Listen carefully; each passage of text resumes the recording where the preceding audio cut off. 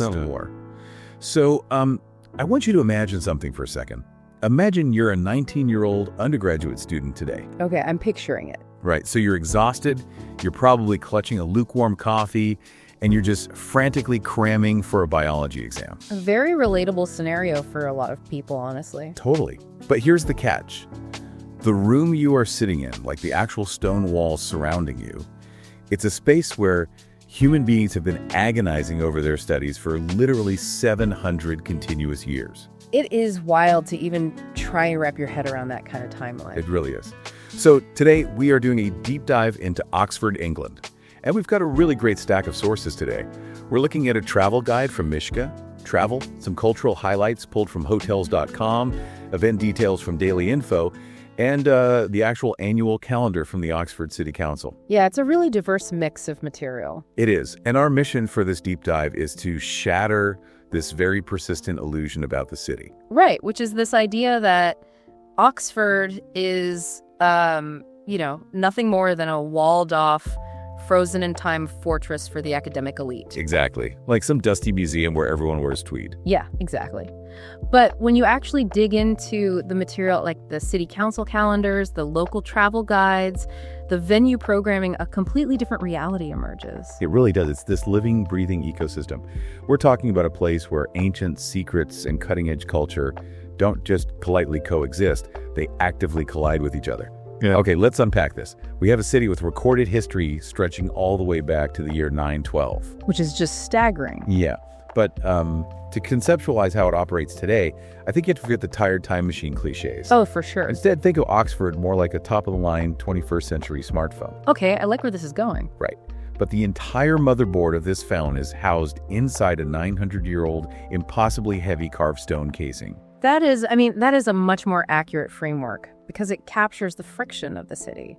You really cannot understand the frantic, modern energy of Oxford without first feeling the sheer physical weight of that stone casing. Because it's everywhere. Right. I mean, the university itself dates back to 1117. 1117, wow. Yeah, we are talking about nearly a millennium of concentrated human thought anchored to one specific geography. And what stood out to me in the sources is that it's not just this abstract sense of history that you read about on a little bronze plaque. No, not at all. You literally walk through it on your way to get lunch.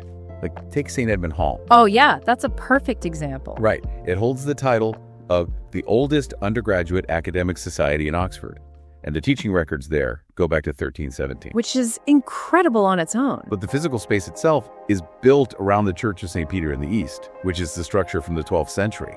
So, the architecture fundamentally dictates how you move and exist in that space today. It forces a certain humility, doesn't it? It really does. It completely alters your baseline for what constitutes the present moment. But the crucial pivot in Oxford's history isn't just that they amassed all this ancient knowledge and incredible architecture. Right. It's that they eventually had to figure out how to share it. That is where we see a fundamental shift in human civilization, perfectly encapsulated by the Ashmolean Museum. Oh, the Ashmolean. Yes. It opened its doors in 1683, which actually makes it England's very first public museum. Which was a massive deal at the time. The origin story is wild because it basically started with a donation of a cabinet of curiosities. Right.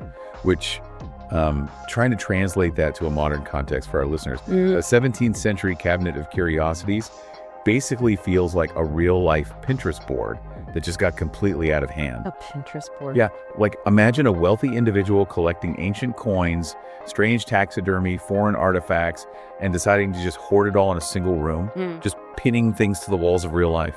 Okay, I see the parallel drawing with the curation aspect, but I'd actually push back on the Pinterest analogy a little bit. Oh, really? How come? Well, because a digital board is infinite, right? It's accessible to anyone, and ultimately it's very low stakes. That's true.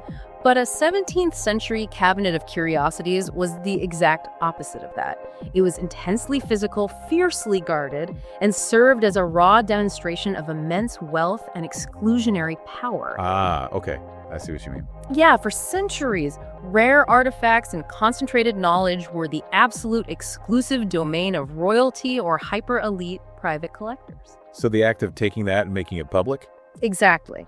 Opening the Ashmolean was a radical democratization of objects. It was the physical manifestation of this dangerous new idea that history, art, and science should be accessible to an everyday citizen walking in off the street. Wow, when you put it like that, it really was revolutionary. It was. And from that initial hoarded cabinet, it evolved into an institution that today holds Egyptian mummies, Guy Fawkes's actual lantern. Is actual lantern. Yes. Yeah. The one from the gunpowder plot.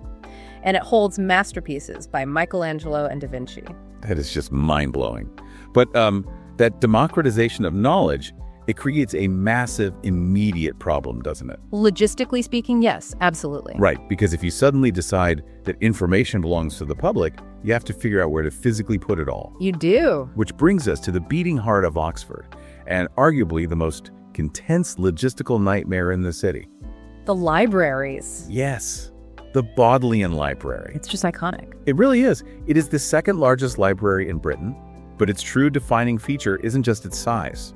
It is a piece of legal mechanism from the year 1610. This is the part that broke my brain. It's fascinating. So Sir Thomas Bodley brokered an agreement stating that a copy of every single publication printed in Britain must be sent to this library. And that rule is still active today, which results in roughly 5,000 new items arriving in Oxford every single week. Every week. For over 400 years. Okay, I have to stop you there because the mechanics of this are, like I said, breaking my brain. It's hard to process. It is. Because if the mandate is every publication, we aren't just talking about profound academic texts on quantum physics or, beautifully bound classic novels. Not at all.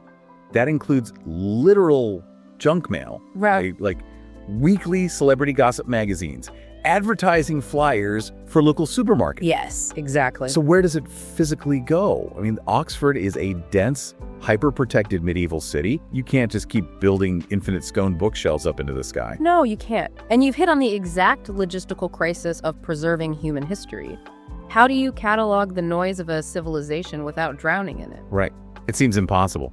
Well, the solution they found is entirely hidden from the casual observer. Yeah. To understand where the 5,000 items a week go, you have to look at the Weston Library. Which, fun fact, was designed by Giles Gilbert Scott, the same architect who created the iconic red British phone box. Correct. And from street level, the Weston looks like a modestly sized, well-integrated building. Yeah, it doesn't look like a giant warehouse or anything. Exactly. But that surface structure is an illusion.